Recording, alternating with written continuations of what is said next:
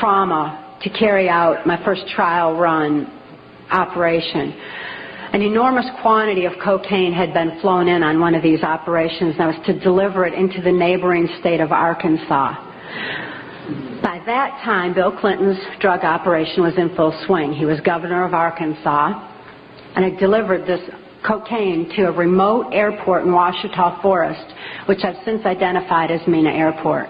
I also delivered a little packet of information and a small quantity of cocaine, a personal stash from J. Bennett Johnston, to Bill Clinton. I delivered it to Bill Clinton, and he cut out 2 lines of the coke, and he did inhale.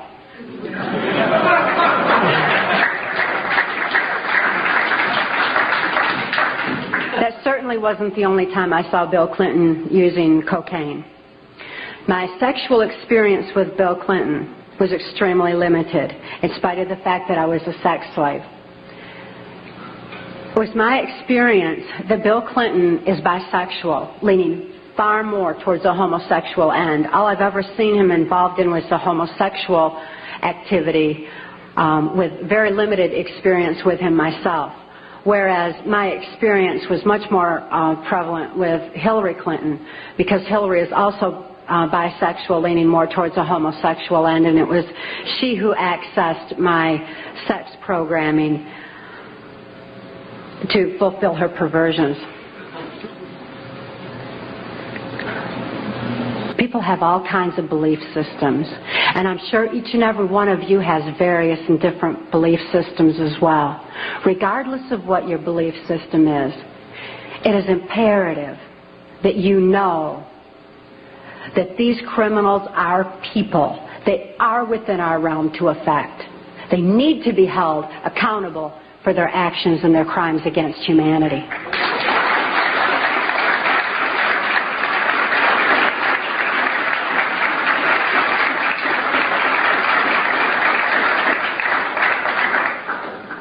It was 1980, and my daughter Kelly was born.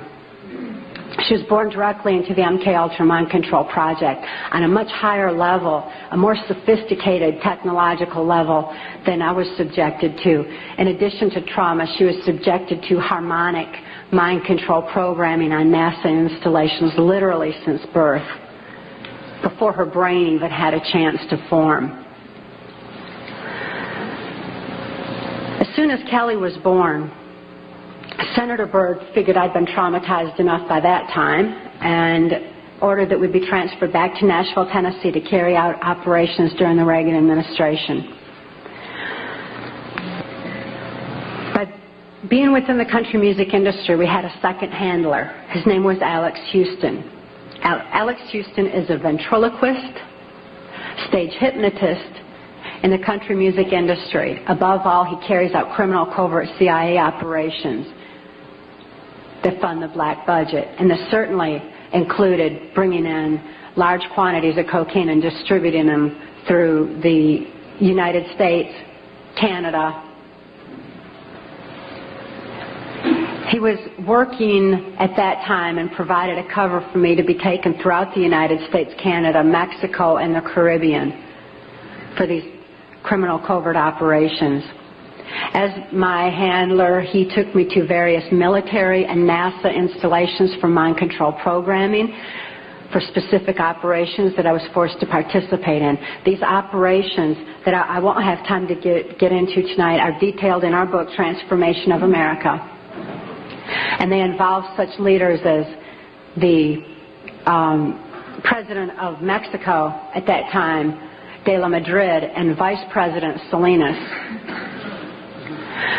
It was my experience that in 1984, there's a CIA trauma base, near-death trauma center that's located in Lampe, Missouri.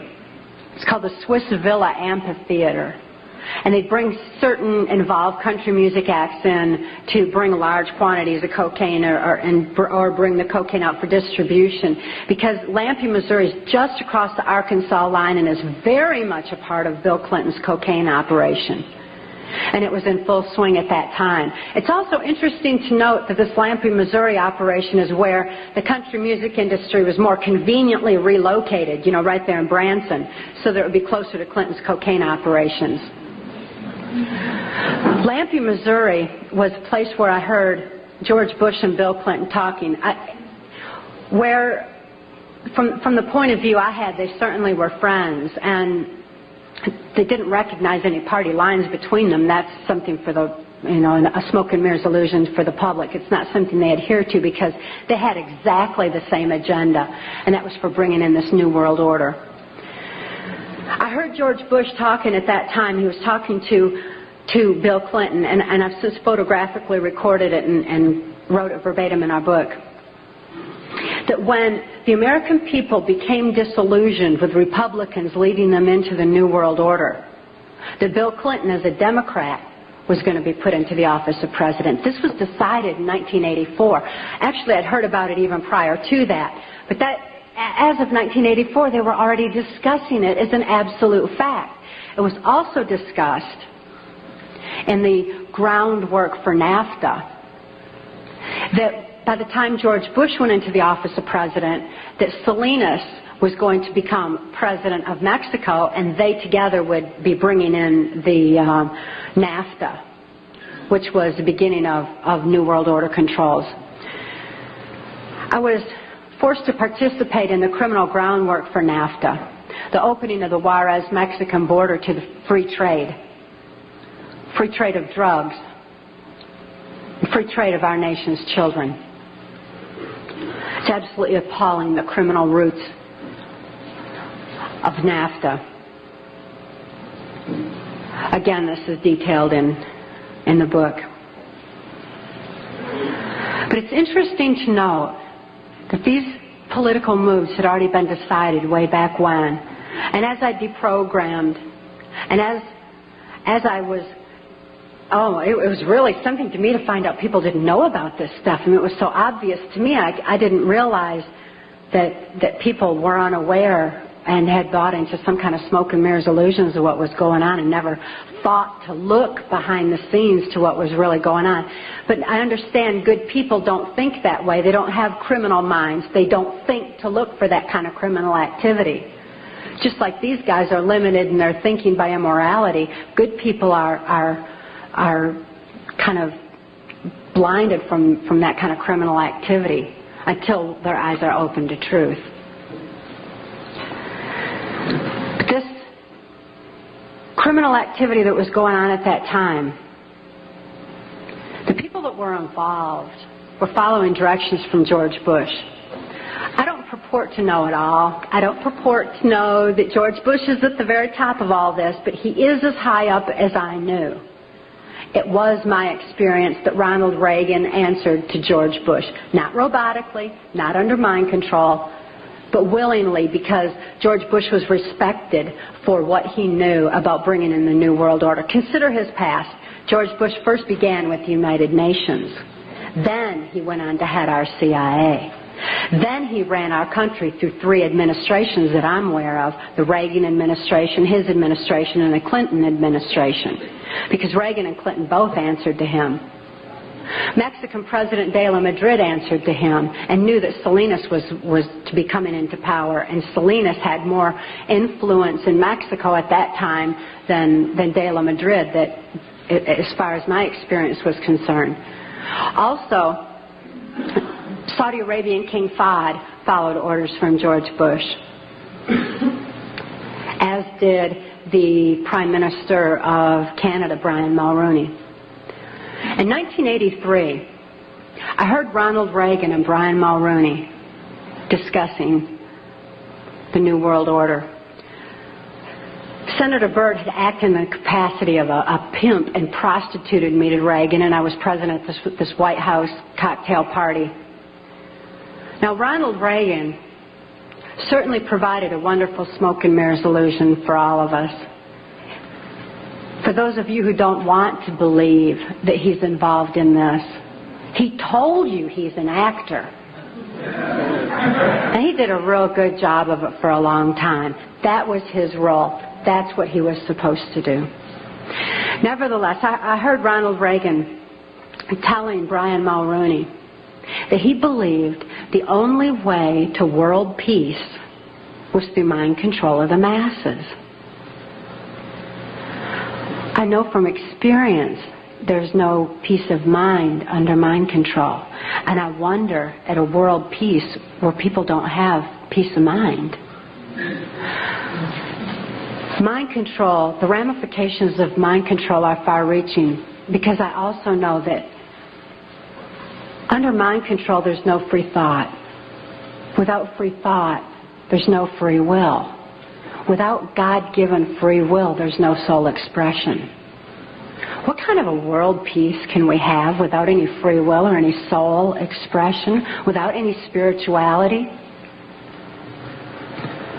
Mind control needs to be exposed in order that people maintain their freedom of thought, in order that people maintain their free will and have that spiritual expression, because of spirituality, when people have soul and spirituality, they're going to be acting in a capacity of love anyway. That is where world peace is, not in mind control.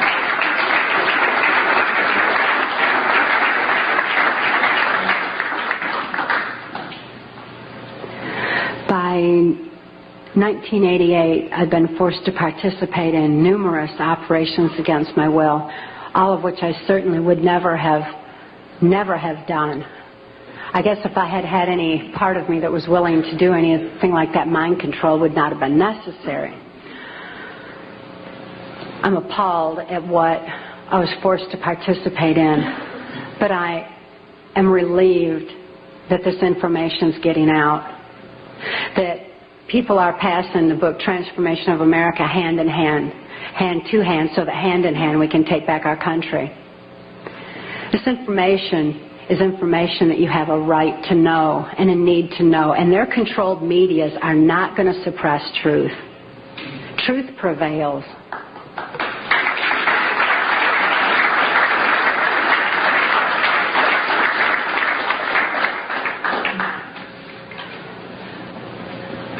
In 1988, Mark rescued my daughter Kelly and I. We couldn't think to escape. I couldn't think to save my daughter any more than I could think to save myself. And all those childhood hopes and dreams were certainly hadn't come to fruition. When Mark rescued Kelly and I, we didn't have any ability to even hope for good people. We didn't know they even existed. We didn't have a capacity to trust anyone. It wasn't within our realm of experience. I couldn't think to reason that Mark was a good guy. But I'd seen him with his animals. And even though I didn't have any ability to consciously reason, and Kelly didn't have any ability to consciously reason things out or to think things out, we had this extra sense developed. We sensed things very strongly. After all, when you consider that we use, 10% of our brain, we'd been like blasted into other parts of our brain, and these parts of our brain were real perceptive on what's considered, I suppose, psychic levels by some definition. When we had a sense for things, kind of like the animals did.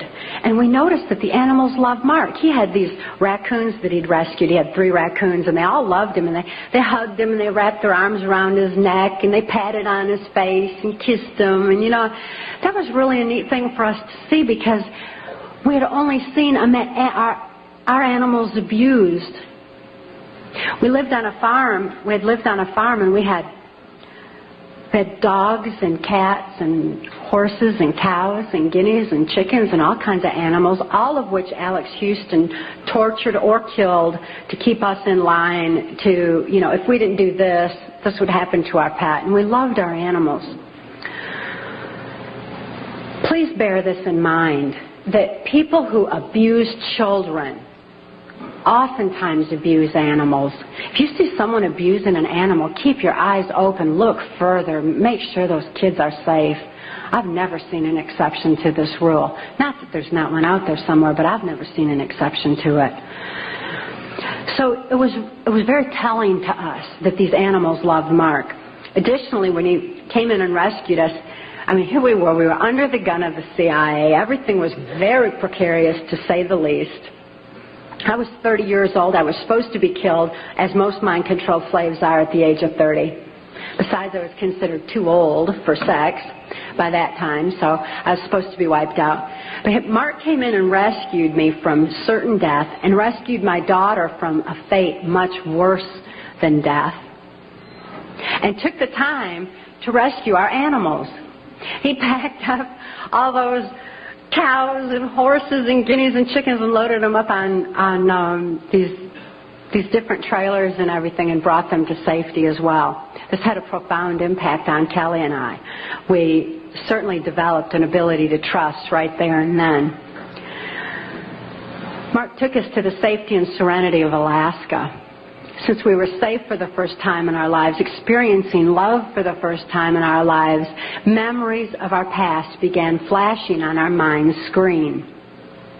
As these memories flashed, and I started to remember what had happened to me and to my daughter, particularly during the Reagan-Bush administration, I became enraged.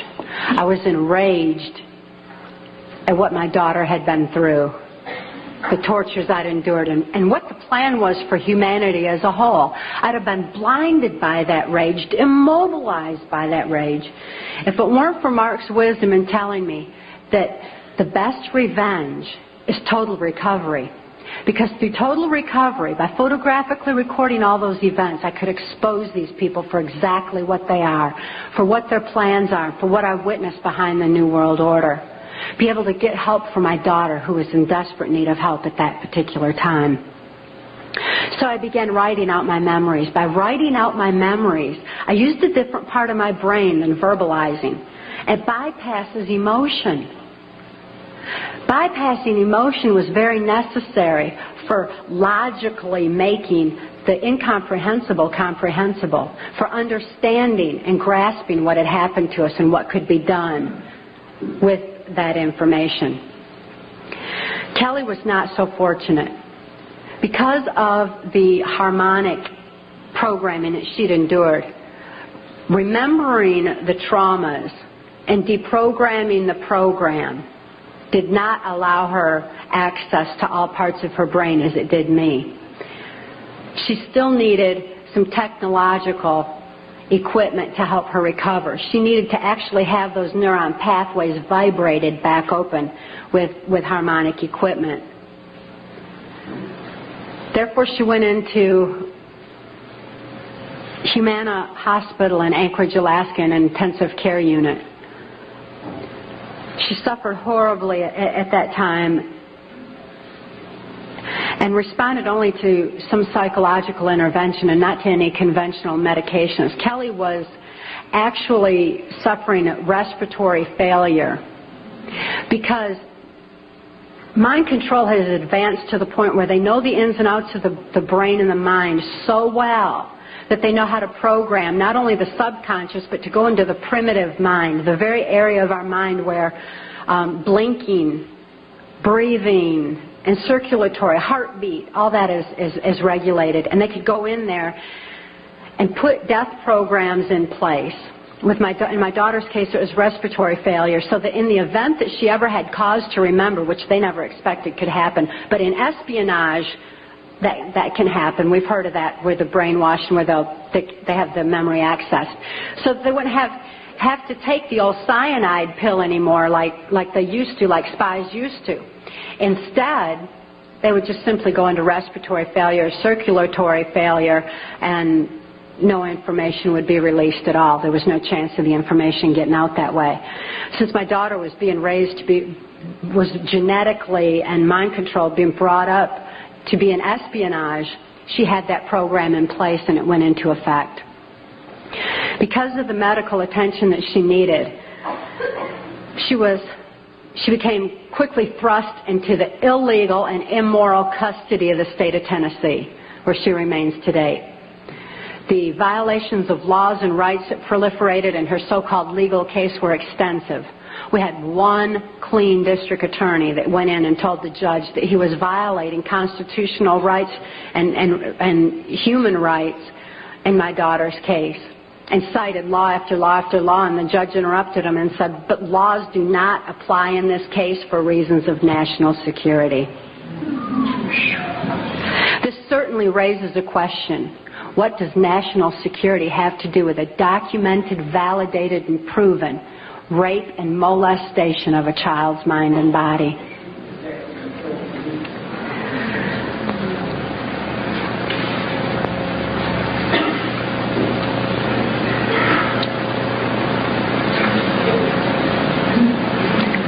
For Kelly's sake, and the sake of so many other mind control survivors out there, we need to lift this veil of national security. We need to repeal the 1947 National Security Act.